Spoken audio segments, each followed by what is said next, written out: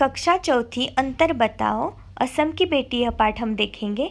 इस पाठ में हमें निरीक्षण क्षमता का कार्य करना है।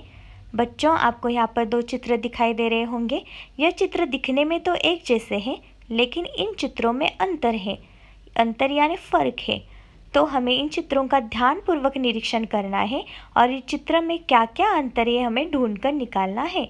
तो चलिए इन चित्रों का निरीक्षण करते हैं और अंतर को समझते हैं। पहले चित्र में औरत के कान में पीले रंग की बाली है, तो दूसरे चित्र में उस बाली पर लाल रंग की बिंदियाँ बनी हुई है। पहले चित्र में उसके नाक में नथनी दिखाई दे रही है, लेकिन दूसरे चित्र में नाक में नथनी नहीं है। पहले चित्र में उसके कमीज का कॉलर हल्के जामुनी रंग का है, लेकिन दूसरे चित्र में नीले रंग का दिखाई दे रहा है। पहले चित्र में उसके हाथ के कंगन पीले रंग के हैं, लेकिन दूसरे चित्र में लाल रंग के कंगन दिखाई दे रहे हैं। पहले चित्र में उसकी कमीज की बाह जामुनी रंग की है, तो दूसरे चित्र में वह हल्के जामुनी रंग की दिखाई दे रही है।